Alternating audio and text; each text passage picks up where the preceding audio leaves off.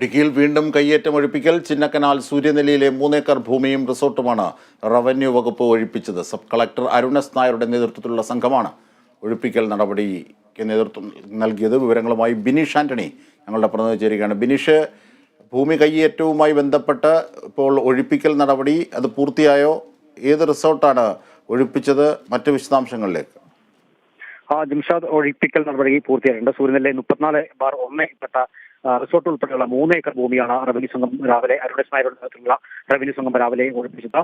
നിലവിൽ ഈ ഭൂമിയുമായി സംബന്ധിച്ച് വ്യാജരേഖ ചമച്ചെന്ന ഈ നെടുങ്കണ്ടം തഹസിൽദാർ കണ്ടെത്തിയിരുന്നു. ഈ കണ്ടെത്തിയതിനെ തുടർന്ന് ഈ വ്യാജരേഖകൾ പട്ടയം ഉൾപ്പെടെയുള്ളവ റദ്ദാക്കിയിരുന്നു. ഈ റദ്ദാക്കൽ നടപടിയെ ചോദ്യം ചെയ്ത് റവന്യൂ ലാൻഡ് കമ്മീഷന് ഈ ഭൂവുടമകൾ അപേക്ഷ സമർപ്പിച്ചിരുന്നു. ഈ അപേക്ഷ നിരസിച്ചതോടെയാണ് ഇവർ ഹൈക്കോടതിയിൽ റിട്ട് ഫയൽ ചെയ്തത്. ഈ റിട്ടും കഴിഞ്ഞ ദിവസം ഹൈക്കോടതി തള്ളിയതിനെ തുടർന്നായിരുന്നു ഈ കഴിഞ്ഞ മാസമായിരുന്നു റിട്ട് ഈ ഹൈക്കോടതി തള്ളിയത്.